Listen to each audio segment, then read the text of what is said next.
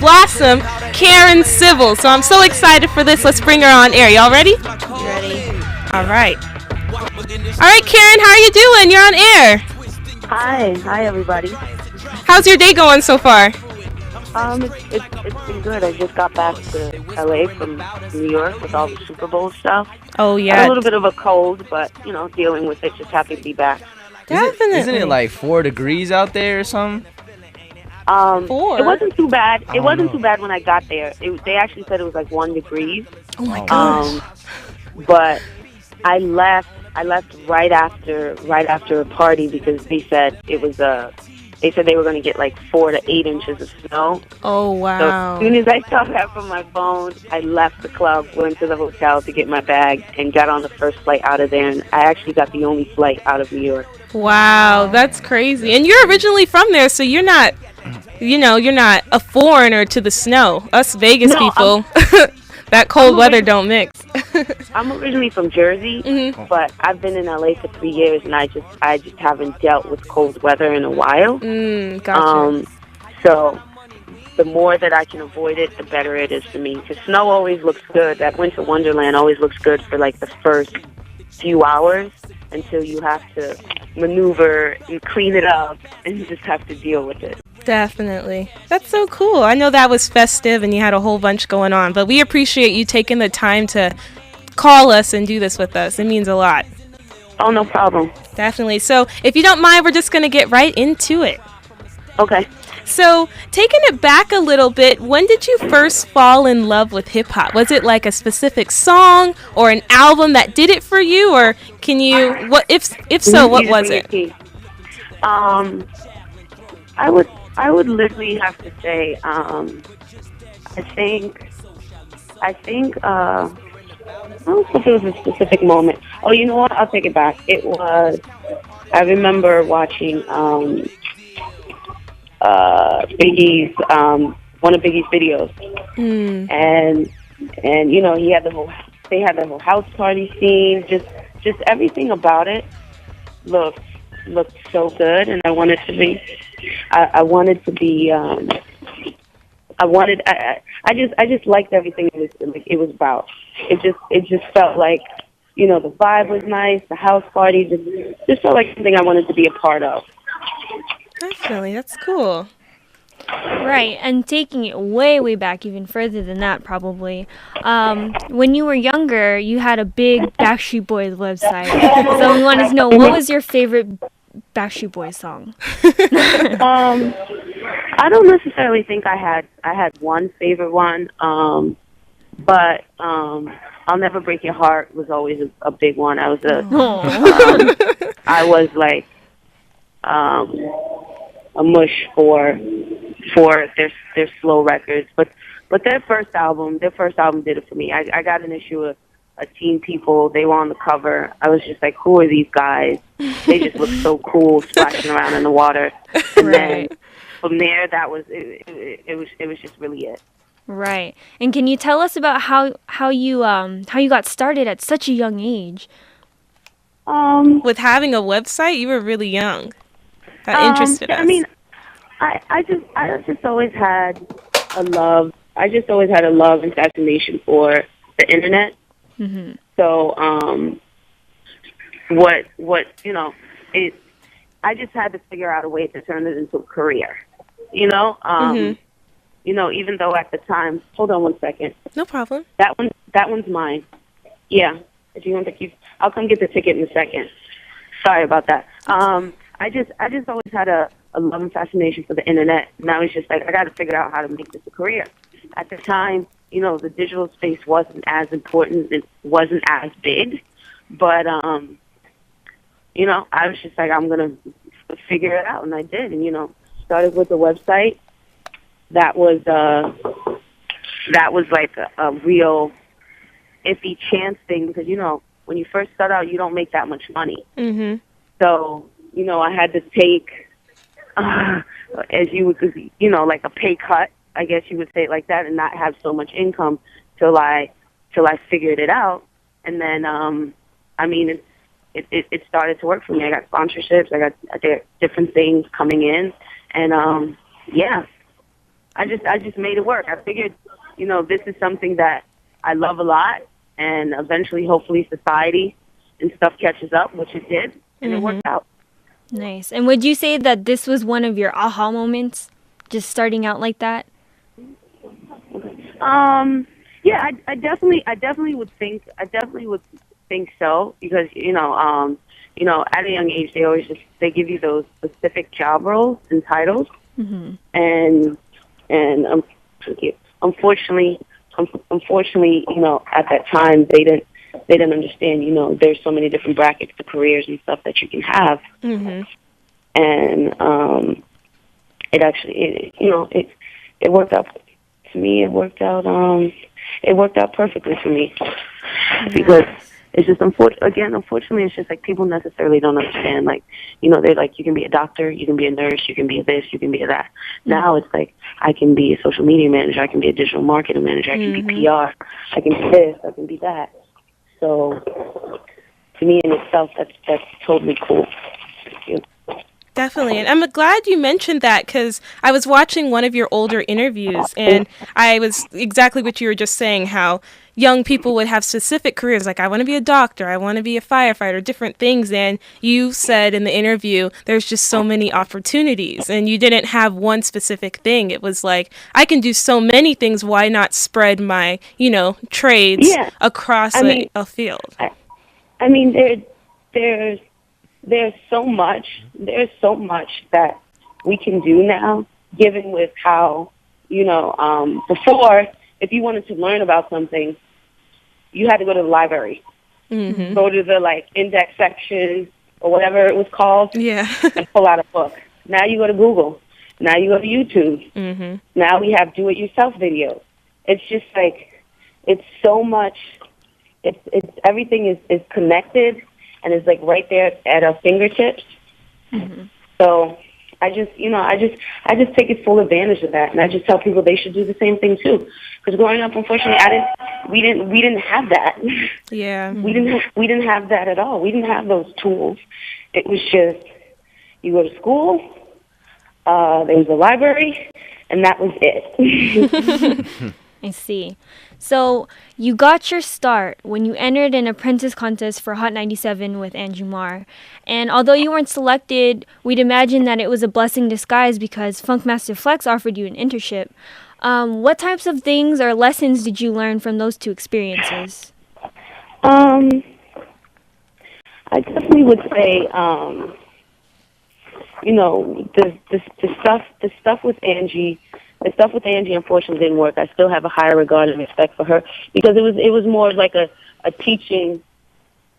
I wasn't a big speaker. I didn't talk a lot. There were certain things I didn't do. So, and she pointed that out. She was like, I need somebody vocal. I need somebody who does this. I need somebody who does that. But I couldn't give her what she needed, and that just made me. That made me, really take a step back and say, Karen, you say you want to do all these things, but are you really prepared for it? So, coming in with Flex, I got an opportunity to, hone my craft, take my time, really see what I want to do, and just enjoy it. Definitely. And I mean, you do bring it to light that you can be behind the scenes and still be, making moves and the one in charge of everything. So I appreciate that. Because you did say you were, antisocial, but you're social on, in social media aspects. So that's cool. It's just like when people see me, they just assume, I'm out, I'm here, I'm there. And it's just, I'm like, it sounds great. I am at certain events, but a lot of the other times it's like I'm in and out. I handle my business. I do certain things, and that's it. Because I know I am a social person. I am very awkward, so I don't want people kind of don't realize you can have many emotions besides just being mean. So I don't want people to take my awkwardness as like being mean or not wanting to be engaging. So I'm usually just in and out at something. And just going off of you have such a huge resume, and for coming from like we're really young, and it's just an inspiration, like truly, because we definitely aspire to go into the music industry as well. And just taking a look back, once again, you've had obviously experience, so much experience getting into working with like brands such as Dipset and obviously Cash Money, Young Money. So from your perspective, like these are some really big people who have a legacy in the genre of hip hop. So how does it feel to really be a part, to know that you played a part in contributing to the history of the music industry of hip hop, with Dipset's success or Young Money and Cash Money success? I mean, it's I don't really think about it too much as I should. I don't give myself the credit that I deserve. But, I mean, it's definitely inspiring, to know I can go back and I have these stories and I tell people and I'm like, oh, yeah, yeah, just kind of reliving those moments and reliving those stories and just rediscussing them like I am now is interesting. It is interesting. Man, it's really crazy how you say it, because like truly from my perspective, it's like, Lil Wayne is one of my favorite rappers, and seeing Cameron, Killer Cam, Dipset, seeing what he did back when Dipset was really, emerging, it's like it's really something inspirational, because if I was, working with people like that at, starting to get into the industry, I would be happy, so happy, so just... No, I definitely, I definitely am. I think I've at this point, like, when I started, it was like, oh, my God. I was like that with Angie Martinez, and she was like, sweetheart, you're going to have to relax. But, yes, I absolutely loved everything about her, because at the time, she was the closest thing to, like, a celebrity who worked with celebrities who kind of, like, I thought that was the only field I can have. So she was it. She was, like, my Oprah. She was my Whitney Houston. Mm-hmm. So, like, I was, like, such a fan for her. And then she told me to relax. She was like, you're going to be in this world. I am you, you are me. We're regular people. So it's weird now. I don't get too super excited. But, I still have the love and respect for Wayne. I know what he brings to the table. I know what Cam has done for the culture and the rest of the guys. It's definitely humbling. I just try to look at it like humbling, like, wow, I am able, like, my company works with the Young Jeezys, the Lil Waynes, and all these people. It's definitely dope. I'm just very modest about it. Wow, that's incredible. I may start going, yeah, that's who I'm working with, and get really excited. Definitely. No, that's really great that you're so humble about it. But I did want to mention, that's so funny that you brought it up, that she said you needed to calm down, because I feel like that's how me and Christian felt when we met you, actually. Yeah. So I'm not sure if you remember. It was a very long time ago. Yeah, it was at Rock the Bells. Yeah, Rock the Bells 2012. And me and him were doing an interview with Dom Kennedy, and you were doing like his stuff that day. Yeah. Remember. And we were like, I was shaking of nervousness. I was like, oh my goodness, this is so it like, was crazy. This is crazy. It's crazy to see like that situation. And then, when we left, me and Kaylin were talking like, yo, that's Karen Civil. Like, she's like really putting on, so it's funny memory. Yeah, I definitely do remember that. It definitely is very humbling and nice when people go, oh my God, you're Karen. I get that at the most random places at times. And it's just like, I'm like, yeah, but then I forget like Karen Civil at times. So yeah, I'm just super like modest. So I'm working on that though. So like, oh my gosh, yes, I'm Karen. What's up? and genuinely, like, so all of us coming from our perspective, we're really young and we're really aspiring to get into what we call the game. And like we're 19 years old basically, all of us, and I can't imagine, like, I know you've probably felt the feeling before of wanting something so bad, and I'm sorry, I'm mumbling all over the place, but I really consider this. I'm thankful for the opportunity to interview you, but I see this as like as well as a conversation in itself, just because it's like we want to do so much, and being in college, I know I read in an interview recently that you actually left college, and so with that being said, it's just so hard to me to juggle school and with dreams and stuff. So can you tell us a little bit about your decision to leave school to pursue what you wanted to do and stuff? I mean, I never want to say a proper education is very important. You know, there are a lot of things that I still don't know. People make fun of me on Twitter. I make the smallest mistakes. Yeah. But everything is not for everyone. You know, I did my time in elementary, high school, tried to do it in college. I found the opportunity that fits me, and the best thing for me in my career and where I want to go in my life was for me to leave and to pursue my passion. Because what I was in school for, I got an internship for. So I felt like I was able to like cut the line of life. A few years. Well, skip the line a little bit. So, I don't necessarily want to push that decision on anybody. You really have to look at a situation and see, like, does it make sense? Does this? Does that? So yeah, I come from a family of college graduates. I'm the only one who didn't graduate, and even though I'm doing all this other great stuff, my mother still has no.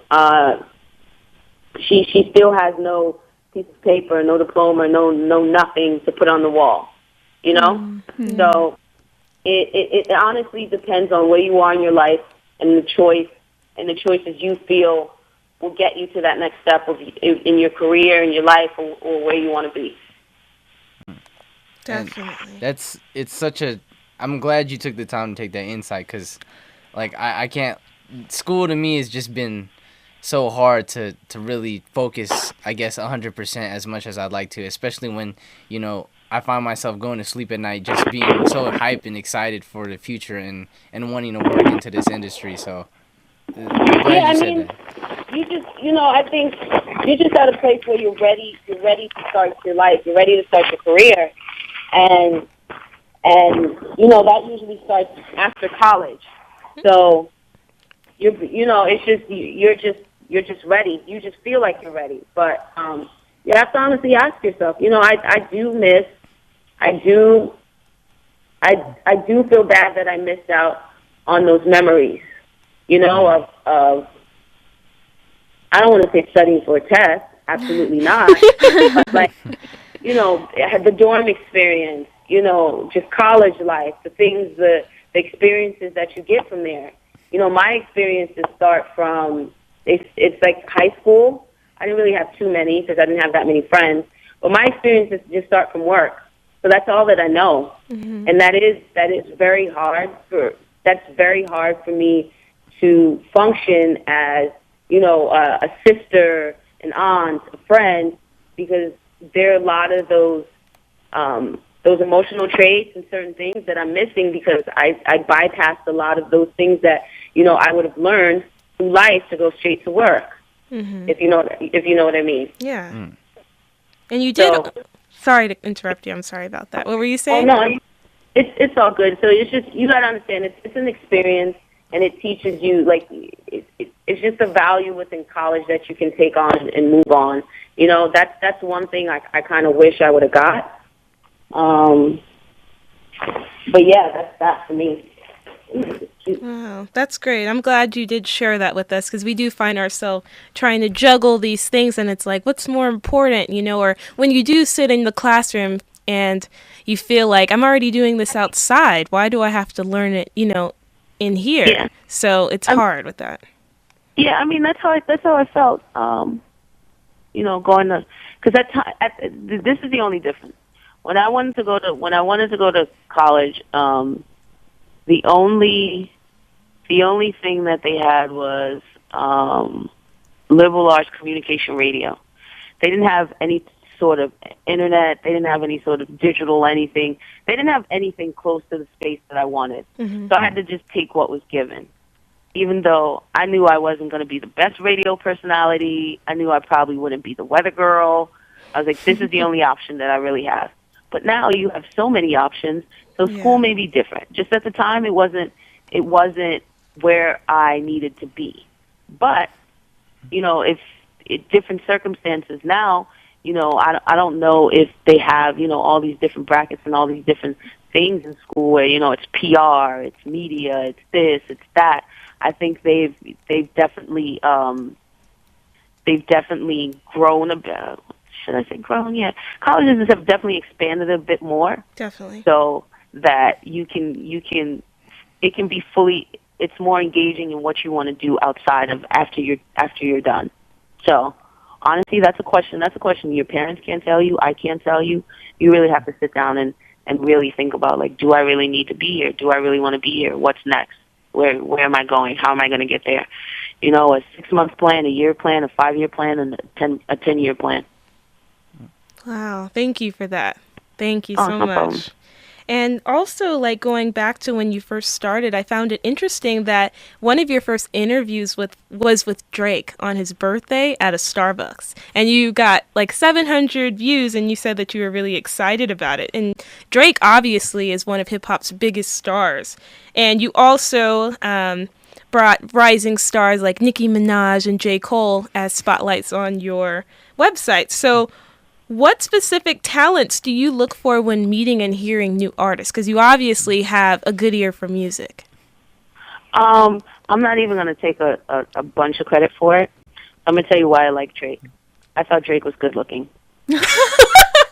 Drake, like, I didn't really care about his, I'm not even going to sit here and sugarcoat it for you. I didn't really care about his music. I watched Degrassi. Oh my and I gosh. thought he was the hottest thing in the world.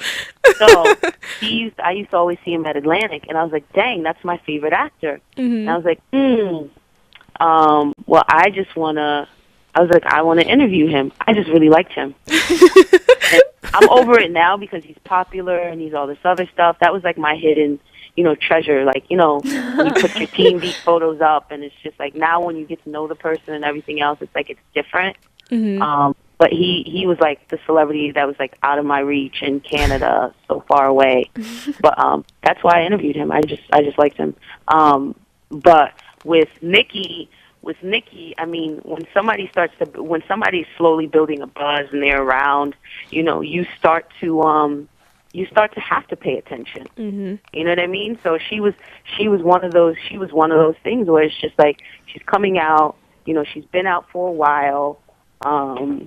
She's been out for a while. She had like clever little marketing things when Sycamore used to work with her.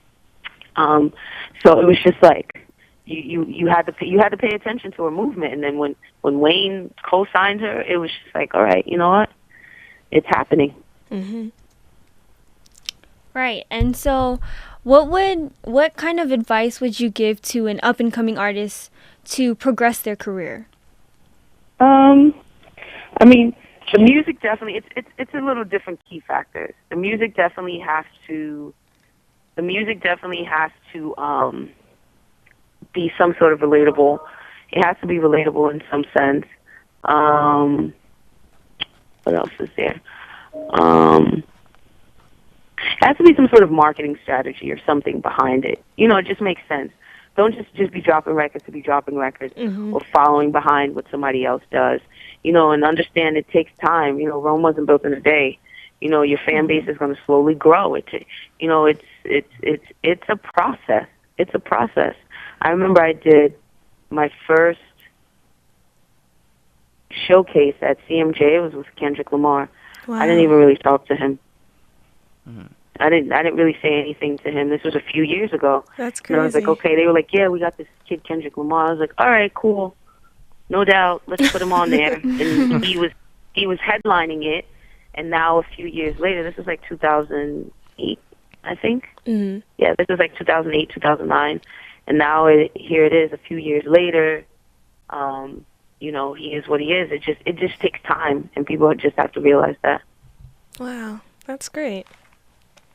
And like just taking a look at the industry once again, and I know you said you're from New Jersey, and just Mhm. more I guess broader, in a broader sense, the East Coast, and now you live in Los Angeles. So from an industry perspective, how can you like compare and contrast the different working environments? Because I've heard multiple different things about both cities, and just coming from your perspective, since you've been working hard, and I know both, what can you say about that? Can you repeat the question? I'm sorry. Okay, so yeah, just from an industry perspective, how can you compare and contrast the different working environments of the East Coast and the West Coast, like New York, LA? New York is definitely fast-paced, always on, people always moving. It's go, go, go, go, go, go, go. I feel like there are a lot more companies on, it's a lot more endorsements, companies and things like that on the on the West Coast that work well for me. And also to me, artists are more comfortable on the West Coast. You know, it's more chill, it's a more laid back vibe. So I literally go to people's house and hang out with them here. Now, there are a lot of people that I know. I've been to Meek Mill's house in LA. I've never been to his house in Philly, New Jersey, whatever it is. So it's just like it's to me, it's, I think because of the seasons and how it's set up, it's just different. It's just like you're always on in New York. You always have to, you have a million bodyguards, you have a whole bunch of stuff happening. So it's a lot, and it's very hectic, where to me LA is a little bit more calm. And people are a little bit more comfortable. Like I saw David Beckham in the mall. He did something in New York, and it's like 7 security guards. He was in the mall with his son, just walking around. Wow. That's a big difference. Yeah, so it's definitely a huge difference. Nice. And from a personal standpoint, I consider you as like the Olivia Pope of hip hop. I don't know if you've ever watched Scandal. Are you familiar with Olivia Pope's character? Yeah, I tried to watch the show. I couldn't really get into it. What? That show's so good. Yeah. Try again. I know. I gotta like. I'm familiar with the show. I tried to get into it. It's just like a lot. Yeah, it is. I watch Being Mary Jane. I feel like Yes. it's really my part. Definitely. And going back to that, so I consider you the Olivia Pope of hip hop because you've made such an impact in the industry that people need to go to you to market and brand themselves and even do a little damage control like you've done in the past with like Nipsey Hussle and Complex Magazine. So like, how have you managed to become the it or go-to girl that everyone needs? I mean, people start to see your work. You let your work speak for yourself. So now I don't even have to reach out to people anymore. They kind of just like, hey, Karen. Like I literally just changed my number. People are like, yeah, this person's looking for you. They need to talk to you. They want to do this with you. So it's definitely a blessing. Nothing I want to take away. But I just let my work speak for itself. I have out of the box marketing ideas and just thinking and strategy. And, it connects with artists, which work perfectly. Definitely. And just, I can't imagine how much of a blessing it is to obtain a position at Beats by Dre and them reaching out to you, to work for them. So you mentioned in a couple of interviews, you're working closely with people such as Jimmy Iovine. How has that position been for you thus far? Working on Beats was a great, so it's a great experience to be there, to just be in a company environment, just to get a better understanding of how the structure is set up, because I have my own company, so it gives me that blueprint on how I should structure my company as well, and to be a better boss and a leader. Okay. Nice. And you do so much. When we were doing all of our research, we were like, wow, she does this too? And Kaylin and I were looking into your clothing line. So we wanted to know, like, if you were to be giving a pitch to someone about your clothing line, what kind of woman would you say wears it? Describe what she is like. Silver Clothing, it's about 4 partners. So I don't want to take all the credit. Omar and Michael work tremendously hard to make sure that marketing and certain things are done and pushed out, and we're in the right places, because it's really trying to touch middle America and the everyday mass, and not trying to have it as a brand that's gone in 3 years, that just everybody likes right now, and then it turns into FUBU. Yeah.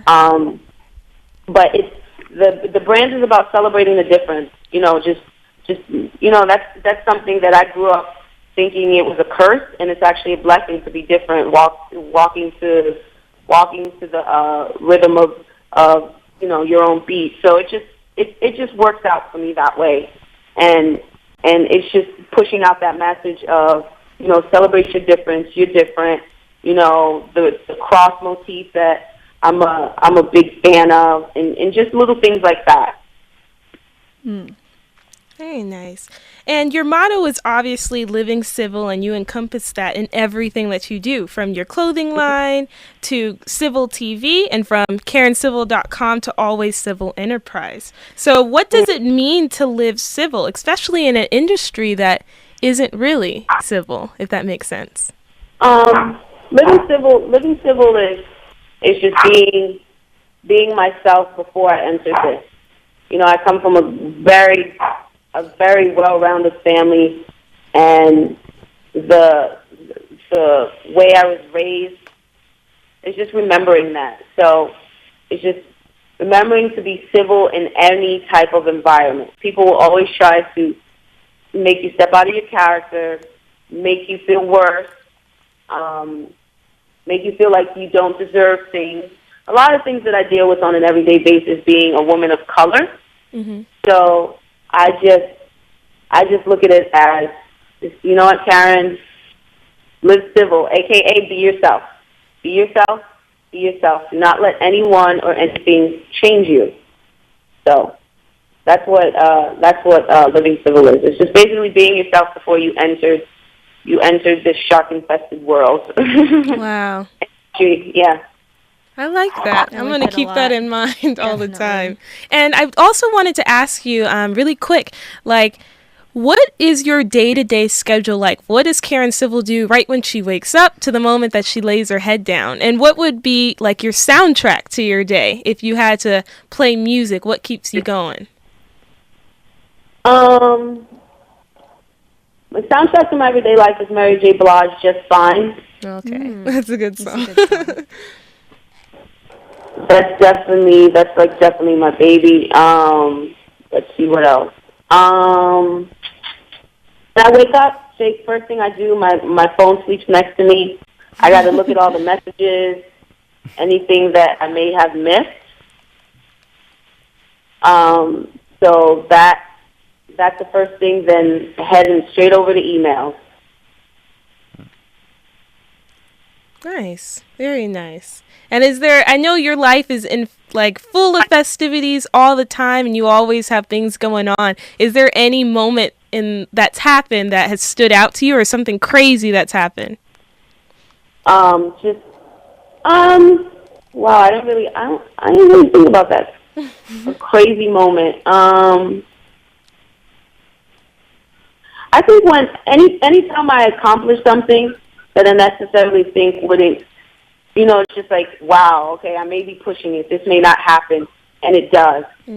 So anytime one of those moments, nothing super stands out because I've had quite a few. But anytime I go into something and I'm like, listen, I'm a soldier, and I got to figure out how we're going to make this work. How am I going to come out of this? How am I going to make my team look good? Usually those moments are it for me. Wow, that's great. And I was just looking on your YouTube channel for Live Civil TV and how you had the how to literally count your blessings. So we're going to try to start doing that, because that's really fun, unique way to do that, literally. Oh yeah, it's definitely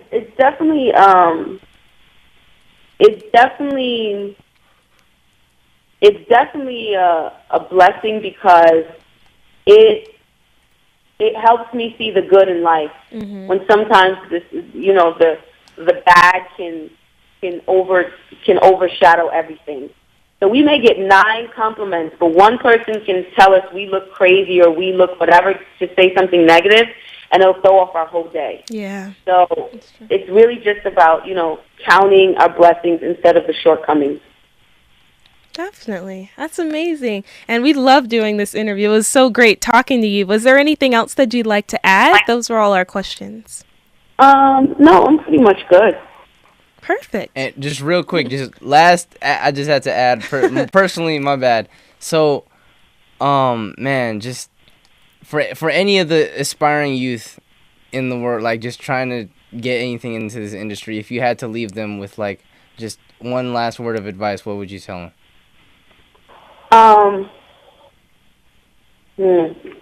Last word of advice.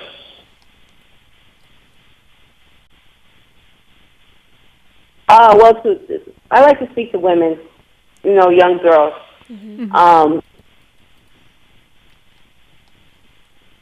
You are more capable. Let me see.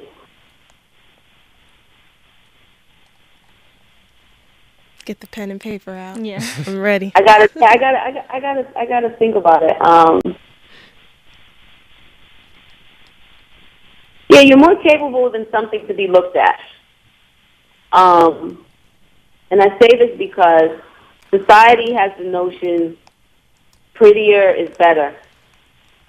And that's not necessarily the truth. Working hard, being diligent, and pursuing your goals will always be more important than the type of blush you wear. I never came into this thinking I look like Beyonce or whatever the case may be, but I'm happy with myself, and I'm happier with the choices that I've made, and not letting society dictate how I should look, how I should feel, and how I should act. Definitely. I love that. That's a great way to end the interview. Yes, and on a take that very advice. positive note. That was really beautiful. And to just think of that right off the top. That's great. Thank you. Perfect. And are there any last words that you wanted to say? I know that was a beautiful piece. No, I'm pretty much good. I just want to thank you guys for letting me call in. No, the pleasure is ours, seriously. Thank you so much. We For real. appreciate you taking the time out of your busy schedule to sit down and talk to us. Yes. Oh, it's no problem at all. Definitely. So hopefully we'll be running into you one day soon. And thank you once again for taking the time to do this. We really appreciate it. Can you tell the people where they can find you on Twitter and Instagram, all that stuff? You can find me. You can find me on KarenCivil.com, and everything is Karen Civil. I'm a well-branded machine. So Twitter, Instagram, Facebook, everything is Karen Civil. Perfect. Thank you so much, Karen Civil. You have a blessed day, okay? You too. Thanks.